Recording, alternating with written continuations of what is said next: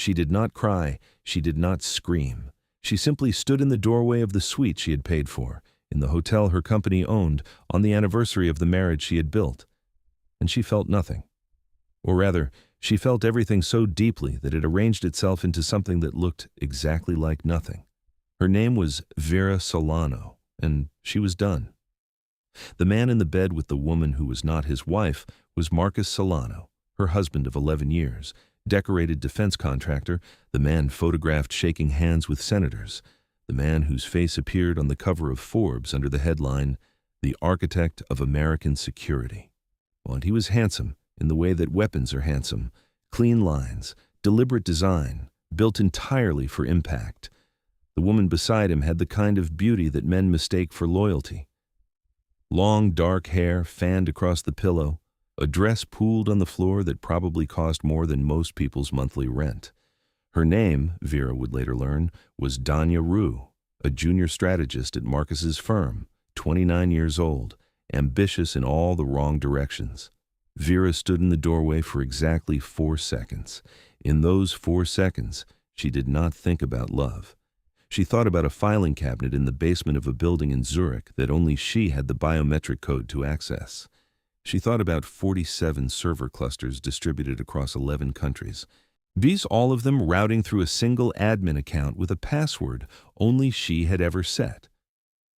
She thought about a network of government contracts, shell corporations, licensing agreements, and classified security architecture.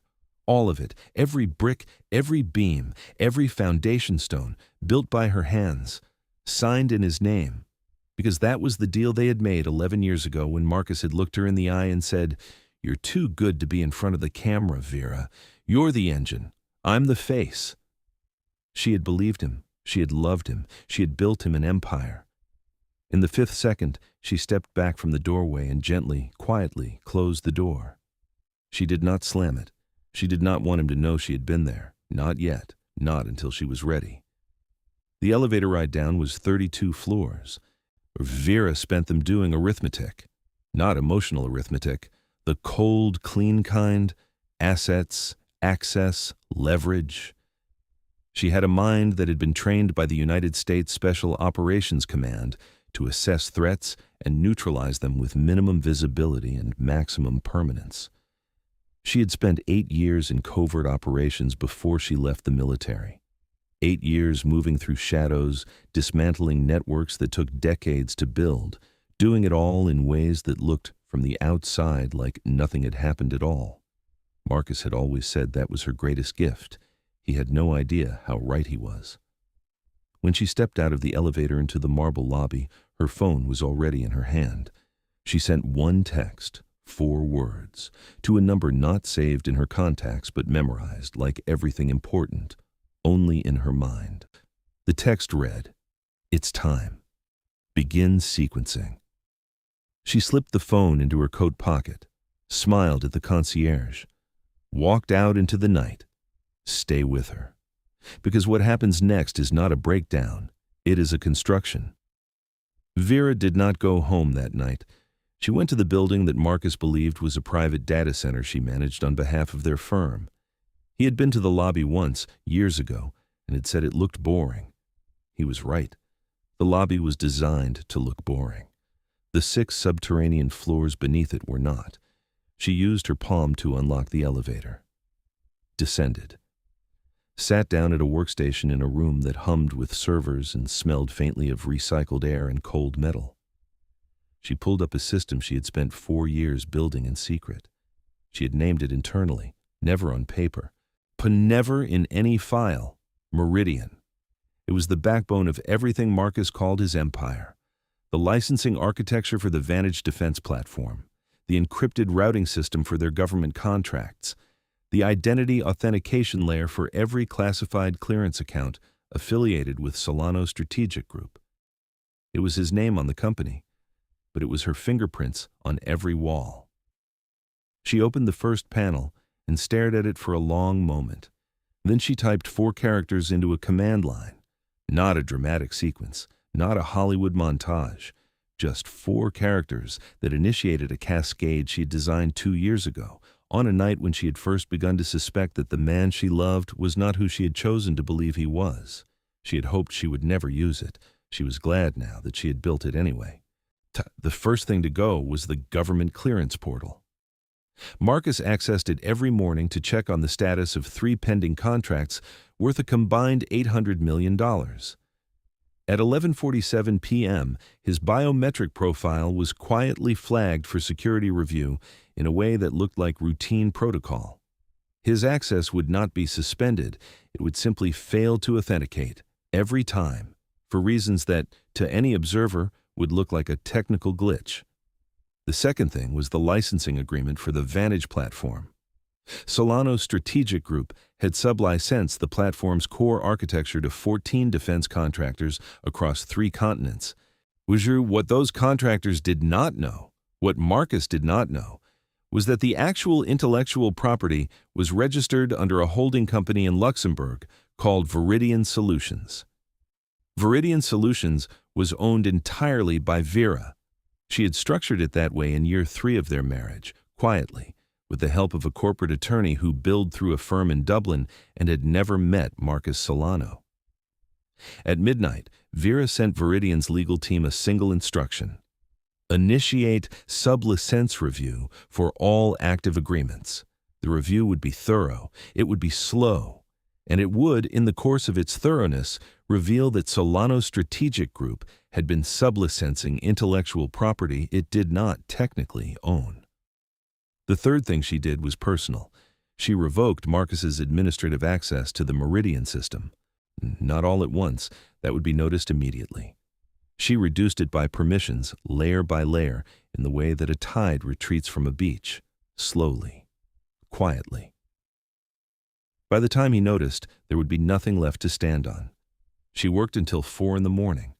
Then, she tidied her workstation, rode the elevator back up to the lobby, and went to the apartment she had rented 2 years ago under a name that was not hers but was legally attached to her. She had told Marcus she used it as a quiet place to work late. He had nodded and not asked questions. He had never been interested in the details of what she did, only in what it produced. She slept for 5 hours, dreamlessly. When she woke, she made coffee, read the news, and then she opened her laptop and began Phase 2. The Apex Summit was in 6 days. Then it was the most prestigious gathering of defense industry leaders in the country, held annually at the Harrington Grand in Washington, D.C. Marcus was scheduled to deliver the keynote. He had been preparing for 3 months. His speech had been written by a team of 5 and rehearsed until it was perfect. Vera was the one who had secured the keynote slot. She had done it through a quiet word with the summit's organizing committee chair, a woman named Judith Farrell, who had known Vera since their days in uniform and who respected her in the specific unspoken way that former soldiers respect one another. Vera sent Judith a brief message that morning, not asking for anything dramatic, just noting, gently, that there had been some internal restructuring at Solano's strategic group and that the keynote would likely need to be reassigned. A Judith, who understood subtext the way most people understand language, wrote back, "Consider it handled." By noon, Marcus Solano's name had been quietly removed from the summit program. He wouldn't find out for 3 days. If you've ever doubted your own power, watch what a woman with a plan looks like when she finally uses it. On the morning of the 3rd day, Vera left the building early. She walked 3 blocks east to a tea house she'd been visiting for 2 years. It was a small place, 12 tables, low lighting, a menu written in Korean and English. It smelled of jasmine and roasted barley. The owner, an elderly woman named Mrs. Han, always had Vera's order ready before she sat down. She'd been coming here since the day she first met Daniel Ko. Daniel was already seated when she arrived. He was Korean-American, but at 41 years old, with a stillness about him that most people found unsettling and Vera found simply familiar. He wore a plain charcoal suit and no jewelry. His hands were folded on the table. He had not touched the tea in front of him.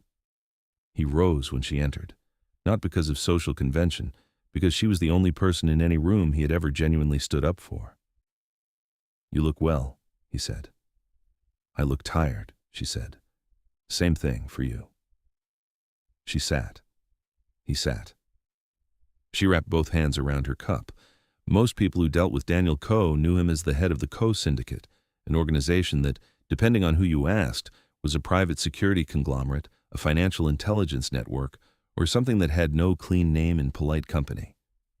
It operated primarily across East Asia and Eastern Europe, with interests that were, to use the diplomatic word, diverse. What most people did not know was that 2 years ago, Daniel had come to Vera with a proposition, not a business proposition, something rarer and more complicated. He had told her the truth. He had sat in the same tea house at the same table and laid out with the calm precision of a man who had nothing to hide from someone he already respected what he knew about Marcus Solano. He knew about the side agreements Marcus had been making with foreign defense brokers without Vera's knowledge. He knew about the quiet conversations Marcus had been having with a man named Sado Brandt, a former intelligence contractor now operating in legal gray zones. He knew about the data packages Marcus had been quietly assembling, classified architecture, infrastructure maps, clearance-level documentation, and shopping to buyers who would not have been welcome at any summit Judith Farrell organized. He had known all of this for 8 months before he told Vera. She had asked him why he waited. "Because I wanted to be certain," he said, "and because I needed you to be ready, not angry, ready." She had stared at him across the table, measured him the way she measured everything, not with emotion, but with the part of her that was still, underneath everything else, an intelligence officer. Then she had said, "What do you want in return?" He had smiled, a small, careful smile. "Nothing you aren't willing to give, and nothing before you're willing to give it." She had spent 2 years verifying everything he told her, independently, through her own channels. Every single fact had checked out, every document, every recording, every financial trail. Marcus wasn't just cheating on her with Danya Rue. He was selling the architecture Vera had built to people who would use it to dismantle the very systems she had spent her career protecting.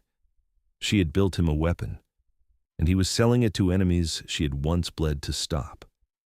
"It's moving faster than we anticipated," Daniel said now, turning his cup slowly between his palms.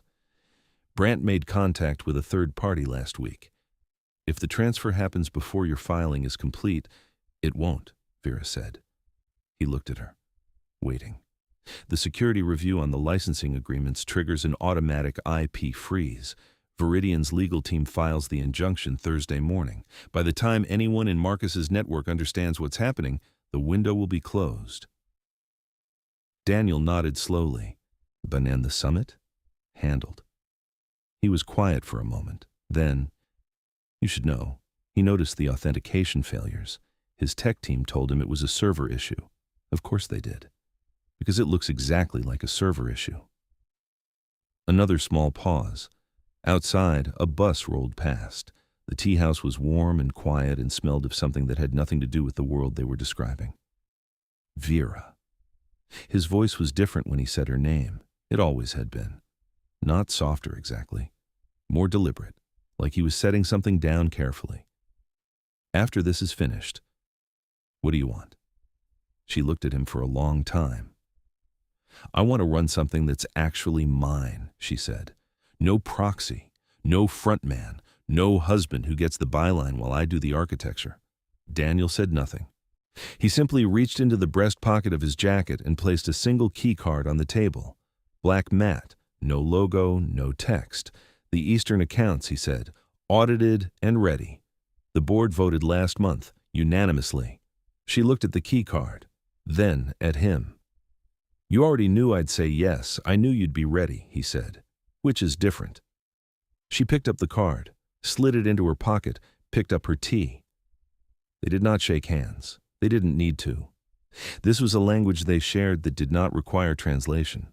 She wasn't walking away from a life. She was finally walking into one. "Keep watching. The collapse is just beginning." Marcus Solano woke on the 4th morning to 17 missed calls. He was not a man who missed calls. His phone was always on, always charged, always in reach. The fact that he had slept through 17 of them was itself an event. a symptom of how deeply the last 3 days had begun to wear on him in ways he couldn't quite name. The calls were from his chief of staff, 2 board members, his legal team's senior partner, the executive director of the Apex Summit, and a number he did not recognize, which had called 4 times. He called his chief of staff first, a man named Porter, who had worked for him for 6 years, and who chose his words with the deliberateness of someone who had learned, through painful experience, that tone could be as dangerous as content. Marcus. Porter's voice, even through the phone, had the quality of a man standing at the edge of something he had not expected to find there. There's a situation. What kind of situation? A pause that lasted exactly 1 beat too long. Multiple kinds, actually. The summit called. Your keynote slot has been reassigned. They cited, and I'm quoting, internal scheduling adjustments on both sides. Marcus sat up in bed. That's not possible. I confirmed that slot in February. I know. Call Judith Farrell directly. I already did. She said the decision came from the organizing board, and she wasn't at liberty to discuss specifics. The cold arrived then. Not the temperature, the specific cold that lives in the chest when a man begins to understand that something is happening that he does not control. What else? Marcus said. Porter took a breath. The authentication system has been down for 3 days. IT says it's a server architecture issue, but they're having trouble isolating it. None of the clearance portal access is working. Moreau at the DoD liaison office called this morning.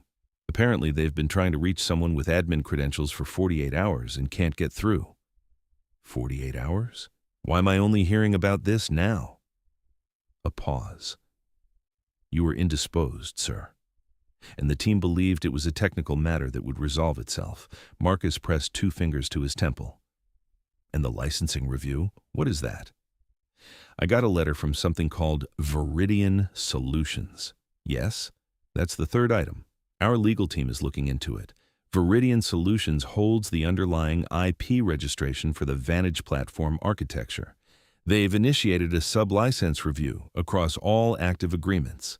Pending the review, our sub-licensing authority is effectively on hold. The silence that followed was the silence of a man doing math he did not like the answer to. Who owns Viridian Solutions? Marcus said very quietly. There was a pause on the other end. The kind of pause that contains an answer the speaker is not sure how to deliver. Porter. We're still confirming the corporate structure. It's layered through several jurisdictions. Who owns it?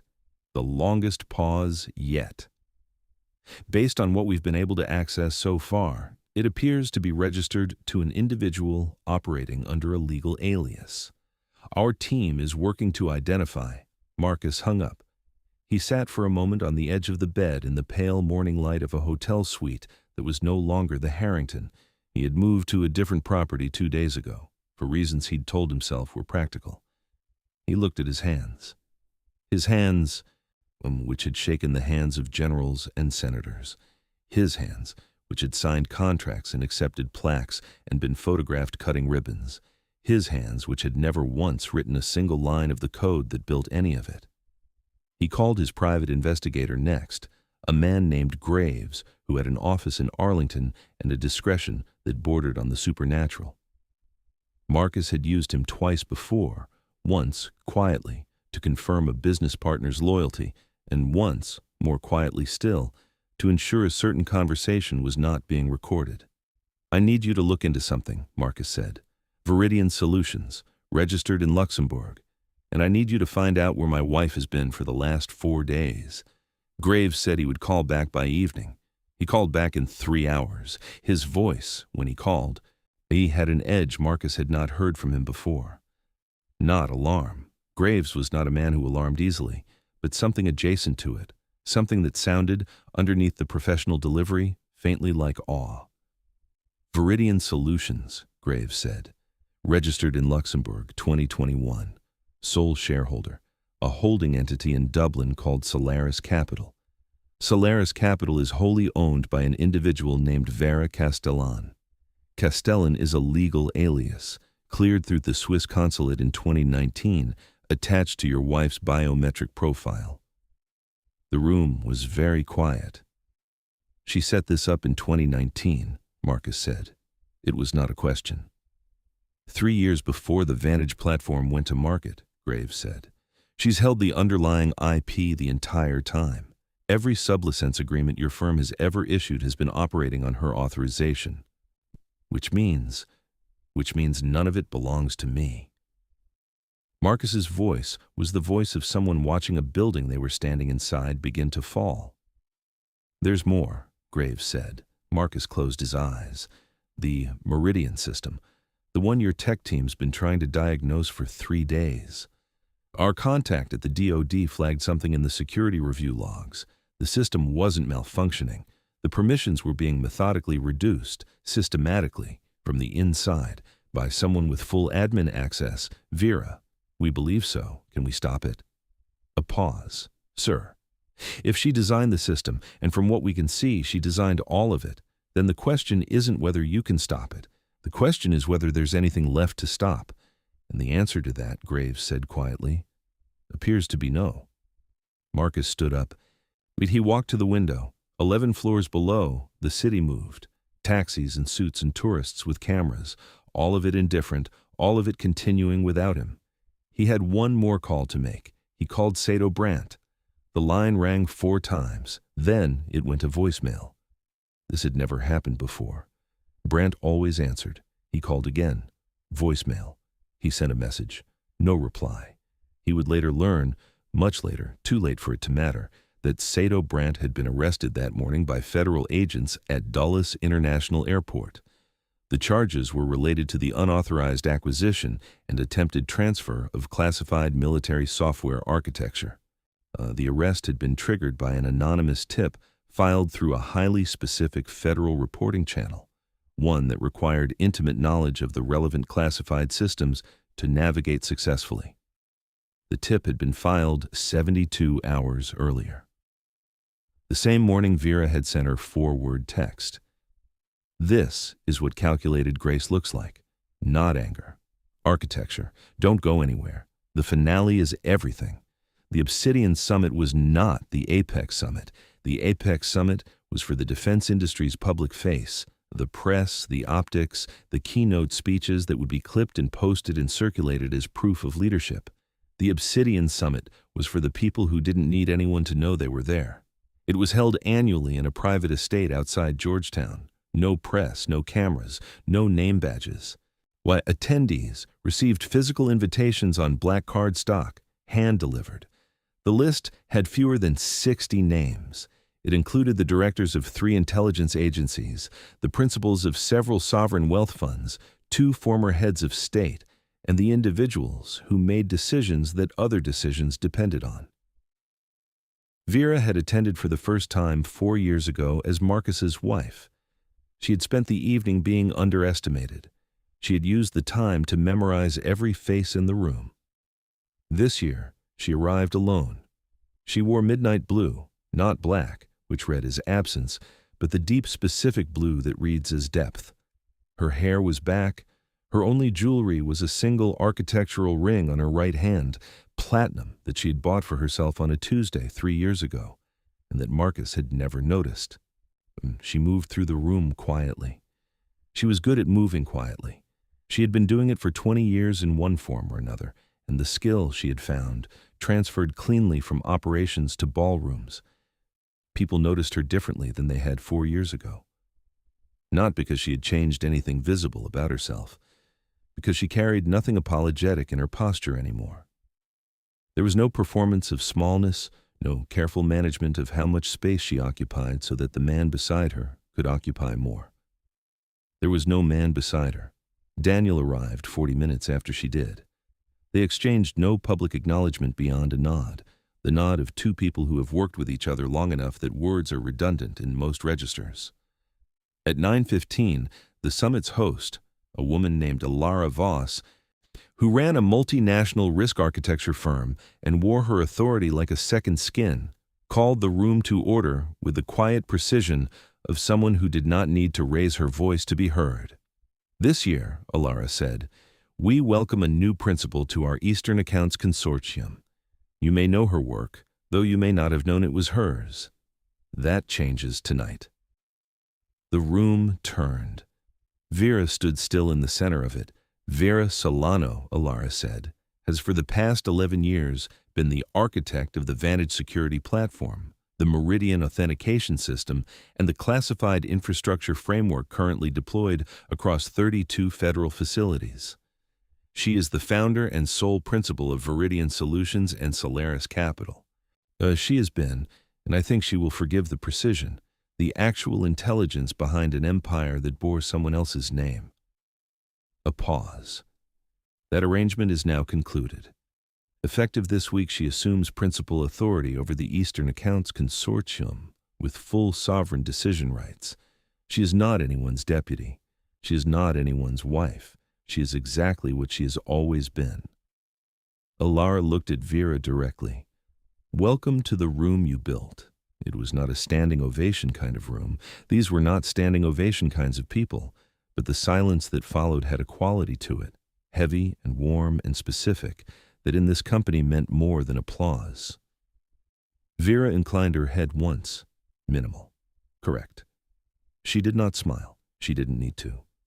3 miles away, in a corridor outside the federal building on Constitution Avenue, Marcus Solano sat in a plastic chair with his attorney on one side and a posture that had entirely abandoned him. He had been brought in for questioning that afternoon on a matter his attorney described to his face and with extraordinary care as substantive exposure to charges of unauthorized transfer of classified defense architecture to foreign entities. The evidence, the federal prosecutor had explained, was thorough. It included communications, financial records, and technical documentation that had been provided by an anonymous source whose knowledge of the relevant systems was, and this was the word the prosecutor used, with the specific appreciation of someone who recognized extraordinary craft, surgical. Marcus had asked, though in the manner of a man who already knew the answer but needed to hear the shape of it out loud, "Is there any possibility this is a mistake?" The prosecutor had looked at him the way people look at questions they find genuinely difficult to take seriously. "Mr. Solano," she said, "whoever put this together didn't make mistakes. They anticipated your defense strategies, your legal resources, and your network. And they structured the evidence to survive all three. This is not a misunderstanding. This is a conclusion." He had said nothing after that. The attorney had made calls. The calls were returned with the same tone. Wherever Marcus reached for something to hold on to, there was nothing there. The contracts were frozen. The clearances were suspended. The board of Solano Strategic Group had convened an emergency session that afternoon and by a vote of 7-0, had suspended Marcus's executive authority pending the federal investigation. The company that bore his name. 7-0. He sat in the plastic chair and thought about 11 years. He thought about the woman who had sat across from him at a restaurant in their 3rd month together and said quietly and without drama, "I have an idea for a system. Something that could change how classified infrastructure is authenticated across the entire defense sector. I've been working on the architecture for 2 years. I just need a name on it, a public face, someone who can take the meetings and shake the hands while I build the thing." He thought about how he had said yes, how easy it had been to say yes, how much easier it was to accept credit than to understand what you were being credited for. And he thought about the look on her face in that restaurant, not asking for validation, not performing ambition, just stating a fact about the world as she saw it and inviting him to participate. He had thought then that he was the one doing her a favor. He understood now, sitting in a plastic chair outside a federal office at 9:43 at night with his empire dismantled and his freedom in question, that she had known exactly what she was building. All of it, including this. Back at the estate, after the formal introduction had dissolved into conversation and the evening had settled into the low hum of people who operated in the world as it actually was, Vera found a moment near the window of the main hall. Daniel appeared beside her. They stood looking out at the dark grounds for a moment without speaking. "How does it feel?" he asked. She considered the question with the seriousness it deserved. Like standing up straight for the first time in a decade, she said. He was quiet. Then, he's being processed now. The treason charge carries— I know what it carries, she said. Not harshly. Just— She knew. Another silence. Not uncomfortable. The kind that lives between people who have come to understand each other at a level that is not casual. What he sold wasn't just code, Vera said quietly. It was the access maps for 3 federal facilities that have personnel inside them I served with. People who trusted that the architecture protecting them was what it was supposed to be. She paused. He didn't just cheat on me. He used the thing I built to protect people, and he sold it to people who wanted to use it as a weapon. Daniel said nothing. He understood that some things don't need a response. They just need to be witnessed. I didn't do this for revenge, Vera said. I did it because it was what had to be done, because I'm the only person who understood the whole system well enough to dismantle the right parts without compromising the whole. And because— She stopped. Because, he said. She looked at him. The specific look of someone deciding after a long time to say a true thing plainly. Because I'm tired of building things for other people to stand in front of. He held her gaze. Steady. Present. Then don't, he said. Simply. She turned back to the window. Outside, the grounds were dark and very still. Somewhere in the city, the machinery of consequence was moving.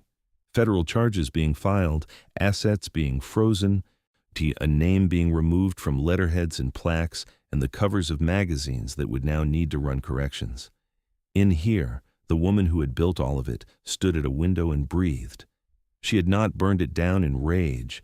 She had taken it apart with precision, piece by piece, the way she had been trained to dismantle things, cleanly, completely, leaving nothing behind that could be reassembled against her. She had protected the systems that needed protecting. She had exposed the threat that needed exposing, and she had, in the same movement, stepped out of the shadow she had spent 11 years pretending was a room. It was not a shadow. It had never been a room. It was a cage with a door she had always known how to open. She had just been waiting until she was ready to walk through it.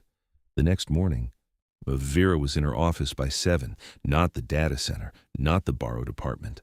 Her office, the one with her name on the door, with the view she had chosen, with the desk that fit the way she worked. She had signed the lease the same morning she had closed the suite door on Marcus and Danya Rue. She had planned this part too, down to the desk. Her first call was to Judith Farrell. Vera, Judith said, and there was something warm in her voice that hadn't been there in years. The warmth of recognition, of one former soldier seeing another finally standing at their correct rank. I wanted to thank you, Vera said, for the summit. I didn't do anything dramatic, Judith said. I know. That's the thank you. A beat? Then Judith laughed. A short, real sound. What's next for you? Vera looked out the window. The city below was already in motion. Cars and pedestrians and the particular morning energy of a place that does not pause for anyone. Something that's actually mine, she said. She ended the call, opened her laptop, started work. Outside the window, the city continued. And Vera Solano, architect, officer, the woman who had built an empire for someone else's name, began for the first time to build something for her own. If this story moved you, share it with someone who needs to remember their own power, and if you want to see what she builds next, subscribe. The next chapter drops soon. Clean, continuous, no symbols or headers, paste directly into 11 Labs MRF or any TTS tool. The CTR lines are kept in because they read naturally as narrator breaks and help with retention, even in audio format. Let me know if you want them removed or flagged differently.